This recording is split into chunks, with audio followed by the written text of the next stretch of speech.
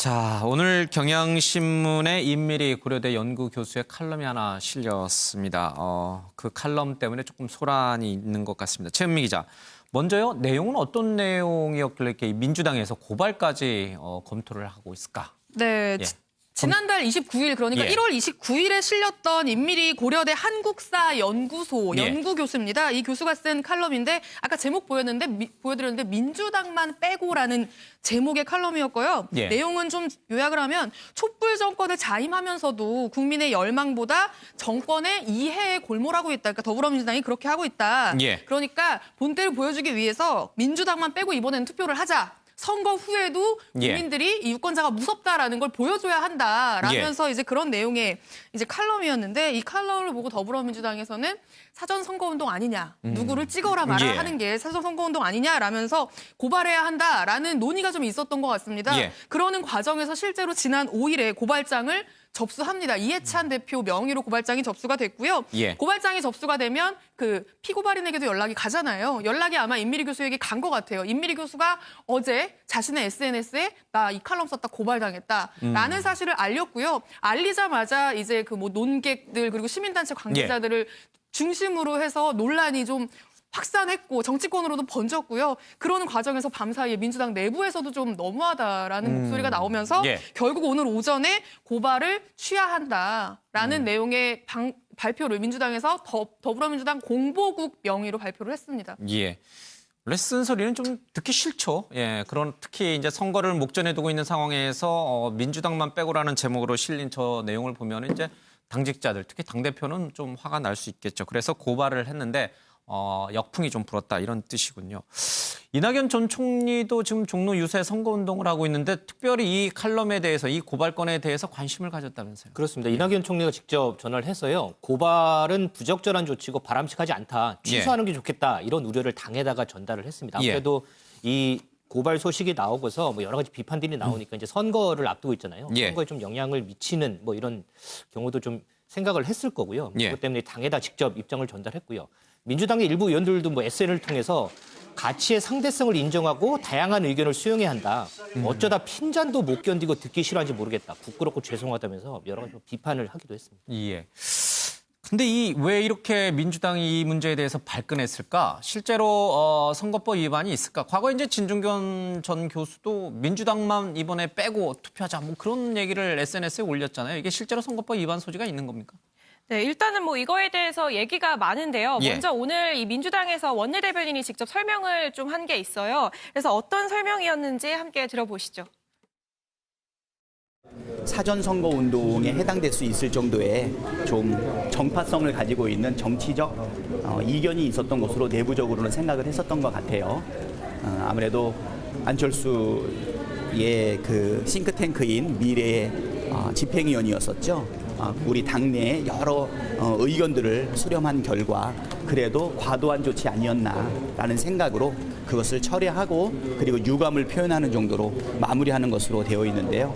노무현 전 대통령 탄핵 심판 때 보면 특정 정당에 대해서 지지 혹은 반대라는 것은 선거운동에 해당하지 않는다라는 것입니다. 적법하냐 위법하냐 뭐 이런 거에 대한 논의를 기초로 해가지고 철회를 결정한 것은 아니다. 그런가요? 자유한국당에 비해서 한 10분의 1 정도 안 될까요? 전혀 아닙니다. 그래요? 네.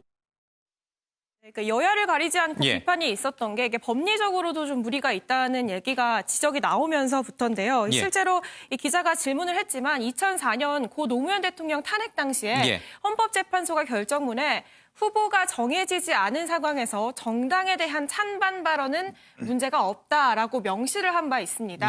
그래서 이제 정치적 의사표현 확대, 이게 이제 기조였던 민주당마저 헌재 취지를 무시한 것 아니냐, 이런 비판이 나왔던 건데요. 오늘 박 대변인도 뭐 이런 적법성을 따지고 뭐 취소를 한 건 아니다라고 얘기를 하면서 이제 한 발 좀 물러서는 모습이었죠. 그리고 뭐 일단은 고발 그 경위에 대해서는 단순 의견 개진을 떠나서 어떤 정치적 의도로 해석될 수 있는 부분이 있다라고 생각을 해서 고발을 하게 된 것 같다 얘기를 하면서도 이 대응이 과도하다는 의견이 많았다는 점을 인정하면서 이 유감을 표명을 한 것이다라고 직접 설명을 했습니다. 실제로 2004년에 이제 노무현 전 대통령 탄핵 때 노무현 전 대통령이 이번 선거에서 이제 열린우리당이 다수당이 됐으면 좋겠다 이 발언 때문에 사실은 이제 탄핵까지 가는 그런 일이 있었잖아요. 결국 이제 뭐 무죄 취지로 이제 네. 나와서 다시 대통령으로 복귀는 했습니다만 그 기억이 선명할 텐데 민주당으로서는 글쎄요 이 건하고 비교해 보면 너무 쉽게 답이 나왔을 텐데 왜 무리수를 뒀을까 그러니까 모르겠어요. 이게 지금 우리가 예전에 2000년도 선거 때인가요? 낙선 운동을 한번 했지 않습니까? 낙천 운동이 그렇죠. 시민단체를 있었죠. 중심으로. 예. 이제 그러다가 그게 이제 문제가 돼서 선거법이 개정이 됐습니다. 예. 그래서 이제는 낙천 운동을 할 수가 없게 돼 있어요. 그러나 지금 제가 이제 임 교수의 그 글을 읽어보면 사실은 이제 그동안 다른 뭐 여러 가지 칼럼을 통해서 지적해왔던 정말 민주당이 집권 여당으로서 또 예. 문재인 정부가 집권당으로서의 어떤 제대로 못하고 있는 부분들, 즉 특히 뭐 촛불 정신을 제대로 구현하지 못하고 있다 예. 이런 어떤 내용이 비판이 주류예요. 제일 마지막에 이제 그래서 제안한다. 민주당만 빼고 투표하자. 예. 이 한마디가 있는 것이고 제목으로 이제 그걸 달았거든요. 근데 모르겠습니다. 저도 이제 뭐 이렇게 칼럼을 쓰고 이제 하는 입장에서 보면 저렇게 조금 노골적인 제목은 달지는 않습니다. 예. 그러나 어쩌면 조금 그거는 문제가 될 수는 뭐 있지만 외부인이어서 달썼을 가능성도 있을 것 같아요. 그런데 이제 예. 이거를 예를 들어서 고발하는 건 좀 또 다른 차원의 다른 문제예요. 차원. 예. 왜냐하면 민주당이 집권 여당이지 않습니까? 그러면서 불과 좀 민주당이 굉장히 요즘 좀 신경이 곤두서 있지 않나라는 좀 생각 들어요. 예. 즉 외부에서 어떤 비판에 대해서 내부적으로 좀 견딜 수 없는 것들. 더군다나 또 이분이 이제 안철수 전 대표의 예. 이제 거기 싱크탱크에 있었다는 부분들. 예. 근데 사실 뭐 거기 있는 거하고 칼럼 쓰는 거하고 무슨 상관이겠습니까? 예. 특히 이제 최근에 어떤 보면 민주당이 이런 어떤 많은 비판들이 쏟아지다 보니까 예. 이걸 좀 견딜 수 없어 하는 분위기가 내부적으로 있지 않는가. 예. 특히 이게 이해찬 대표 이름으로 이제 고소를 했지 않습니까? 예. 고발을 했지 않습니까? 이제 그러다 보니까 이거는 사실 또 이낙연 총리가 어제 갑자기 이제 후보가 갑자기 예. 이제 이걸 또 하지 말아라고 또 보도자료까지 냈어요. 예. 지금 이게 묘한 또 이제 당내에서 해석이 뭐냐면 이해찬 대표 중심의 당 운영에 대해서 지금 이낙연 전 총리가 뭔가 좀 견제골 던진 거 아니냐 예. 이런 식으로 정치적으로 좀 확산되고 있고 어쨌거나 여당 입장에서 보면 비판에 좀 견딜 수 없는 참을 예. 수 없는 그런 정당으로 어떤 면에서 좀 여러 가지 비판을 좀 받고 있는 것 같습니다. 당대표나 아니면 이제 일선에서 뛰는 후보 또 공동선대위원장들의 목표는 동일합니다. 총선 승리죠. 총선 승리를 위해서 어떤 게 효율적인 것이냐를 놓고는 이제 의견의 충돌이 있을 수 있는 것 같습니다. 바로 그 지점이에요. 민주당만 빼고 투표하자라고 하는 얘기가 지금 사실은 이제 안철수 전 대표가 와서 국민의당을 이제 만들었잖아요. 그렇죠? 그러면 잠재적으로는 민주당의 유권자를 가져갈 가능성이 있단 말이에요. 특히 이제 이미리 교수가 그쪽 캠프에서 과거에 일했던 사람이라면 민주당으로서는 뭐 여간 신경이 쓰일 것 같다는 생각은 좀 들어요. 예. 그러니까 그런 부분을 의식했는지 어쨌든 오늘 발표를 하면서 우리가 왜 그렇게까지 지금 과하다라고 지적이 나오는데 예. 우리가 왜 그런 조치까지 해야 했는지에 대해서 이제 설명을 했는데요. 그 설명을 보면 임미리 교수는 안철수 싱크탱크 내일의 실행위원 출신이다. 해당 예. 칼럼이 마치 딱 안철수 대표가 정계에 복귀했을 때 그 예. 시점에 맞춰가지고 나온 게 정치적인 목적이 있다고 판단을 했다. 예. 선거법을 위반하는 소지가 있는 칼럼. 왜 그런 칼럼을 썼겠느냐. 그런 게 아닌가 하는 안철수 쪽에 힘을 실어주기 위해 그런 것 아니냐 예. 하는 합리적 의문이 우리는 들었다라고 이야기를 한 거거든요. 그런데 사실 지금 이 해명을 두고도 지금 말이 많은 게요. 예. 지금 여기서도 언급했지만 민주당도 언급했지만 내일의 실행위원 출신이거든요. 예. 실행위원. 실행위원이라는 게 뭐였는지 저도 이제 검색을 해봤어요. 당시에 예. 어떤 일이 있었는지. 2013년에 이제 최장집 교수가 이제 이사장으로 해가지고 만들어진 이 안철수 캠프의 뭐 싱크탱크라고도 싱크탱크죠. 볼 예. 수 있지만 어쨌든 정책을 개발하는 순수한 학자들이 예. 모여서 정책을 좀 개발해보자라고 만든 이제 모임이었고요. 실행위원으로 임명된 사람만 466명이었습니다. 예. 그러니까는 이 임미리 교수는 466명 중에 한 명이었던 거죠. 그리고 이제 지금 계속 이제 이야기들이 나오고 있는 게 당시에 내일의 소장이 예. 지금 이제 이 현 정부의 초대 이 정책실장이라고 할 수 예. 있는 장하성 정책실장이 초대 소장이었고 창립 심포지움을 할 때 주제 발표를 했던 사람은 지금 정책실장인 김상조 실장이었고 예. 뭐 청와대 수석들도 지금 현재 수석들도 거기에 이제 연자로 참여를 했었다는 예. 거죠. 그러니까 그렇게 놓고 봤을 때 임미리 교수가 그 내일의 실행위원이었다라는 이유만으로 이게 고발할 만한 명분이 되느냐. 안철수 쪽과 그렇게 연결을 시켜가지고 비판할 만한 그게 되느냐라는 이제 지적들이 나오고 있고요. 민주당에서 이 이야기를 하면서 임미리 교수와 어떤 또 다른 안철수 캠프와의 네. 연관성을 의심할 수 있는 다른 속사정이 있는지는 모르겠지만 내일의 실행위원이었다라는 사실 하나만으로 이제 정치적 목적을 의심해서 이런 고발까지 하는 부분은 좀 과한 측면이 있다라는 이야기들이 해명을 한 이후에도 좀 나오고 있는 상황입니다. 예. 그래서 그래요? 아니면 기자들에게 이렇게 이제 고발을 취한다는 문자를 보낼 때 처음에 보낸 문자하고 두 번째 보낸 문자가 다르다면서요? 네, 그렇습니다. 오전 10시경에 예. 이제 저 문자 첫 번째 문자가 왔어요. 보시면 첫 번째 문자에 고발을 취하한다라는 내용이 있고 바로 그 밑에 이제 해명이 써 있는데 사실 안철수라는 보면, 이름이 특정 정치인으로 바뀌었네요. 안철수의 싱크탱크 내일의 실행위원 출신으로서라고 돼 있습니다. 근데 그 이제 13분 뒤에 정확하게 13분 뒤에 정정 문자가 오는데요. 정정이라고 써서 특정 정치인의 싱크탱크 출신이라고 또 바꿔요. 그러니까 안철수라는 이름을 좀 지운 건데 이제 이 부분에 대해서 민주당에서는 애초에 특정 정치인이라는 이름으로 나가려고 했던 건데 처음 나간 게 잘못 나간 거다. 신고진에 착오가 있었다라고 이야기는 했지만 어쨌든 조금 그 손발이 좀 맞지 않는 모습들까지 좀 보였습니다.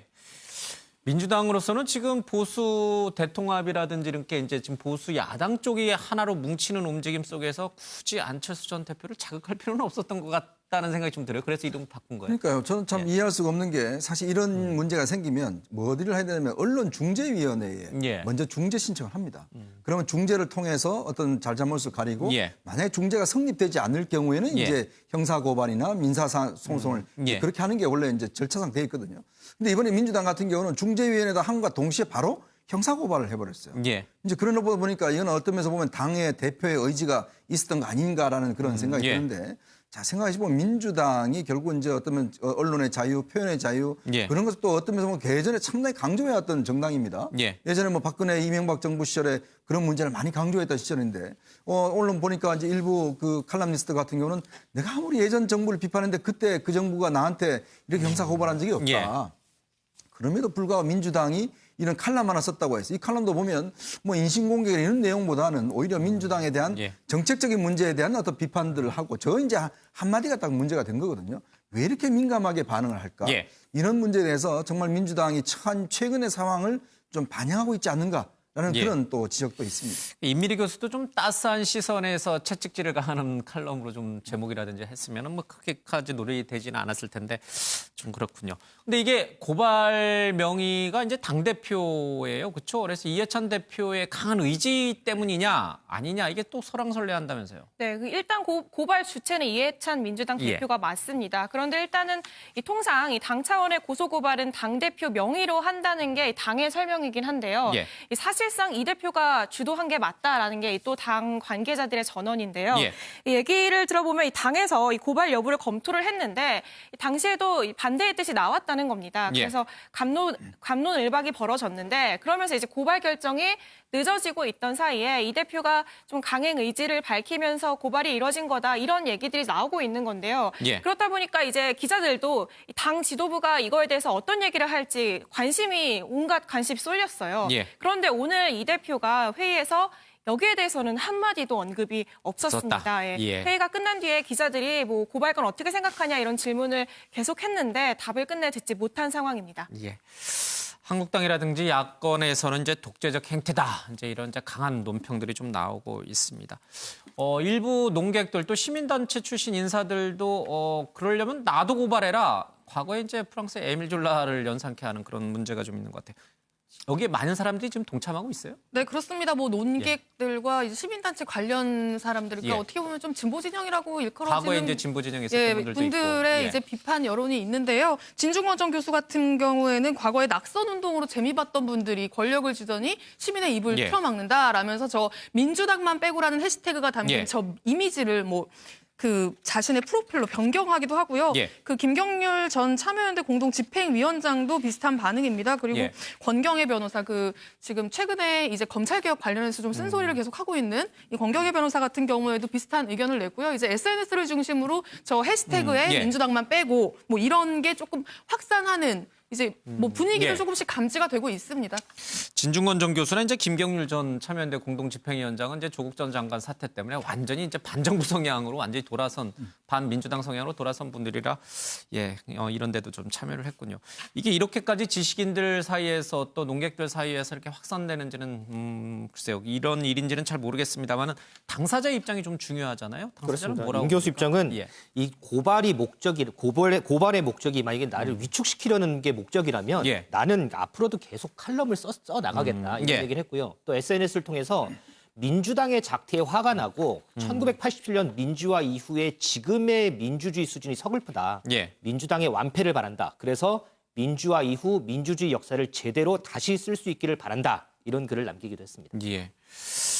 자, 글쎄요. 이제 이게 어디까지 사태가 좀 갈지는 잘 모르겠습니다. 이제 총선이 코앞에 있다 보니까 뭐 특정 정당을 지지하거나 특정 정당을 반대하는 글들 또 그런 주장들, 논객들이 뭐 유튜브를 비롯해서 많은 미디어 매체 아마 등장을 할 거예요. 우리 유권자들이 그런 부분들은 좀 잘 가려가면서 좀 들었으면 좋겠어요. 그렇죠. 뭐 언론도 공정성과 중립성을 예. 지켜야겠죠. 그렇지만 일단 이게 어떤 면에서 보면 바로 고발 행위를 한다든지 이런 예. 행태가 보면 이거 집권 여당이지 않습니까? 예. 그러니까 모든 문제를 좀 이렇게 있군요. 자꾸 이제 예. 검찰로 가져가고 어떤 면에서 보면 이런 법적으로 처리하고 이렇게 되면 표현의 자유가 위축될 수밖에 없는 거 아니겠습니까? 예. 어떤 이러면은 공론의 장에서 좀 저는 걸러질 거라 봅니다. 예. 국민들이 판단하시는 부분이고 그럼에도 불구하고 지금 자꾸 민주당이 오히려 이걸 더 이제 불러일으켜서 지금 제가 페이스북 같은 데 보면 해시태그 운동이라고 그래서 예. 그러니까 민주당 빼고 이런 부분이 지금 굉장히 많이 올라오고 있어요. 예. 그건 뭐냐면 우리 국민들이 생각하기에도 결국 우리 국민들이 알아서 판단하는데 사실 여당이 자신들 좀 비판했다고 해서 이걸 어떤 면에서 고발한다든지 이렇게 될 예. 경우에는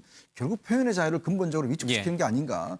그런 측면에서 민주당이 좀 옛날 생각을 좀 해보시면 좋겠습니다. 옛날에 예. 정말 군부 독재가 탄압할 때 그때 어떠셨는지. 예. 근데 지금의 한 행동이 그때의 어떤 것들을 똑같은 행위 아닌지 민주당도 한번 반성해 볼 예. 대목이라고 생각이 듭니다. 선거를 앞두고는 이제 사소한 뭐 실수라든지 뭐 이런 것들이 영향을 많이 미치기 때문에 각 정당별로 조금 신중에 신중을 기하는 게 좀 필요해 보입니다.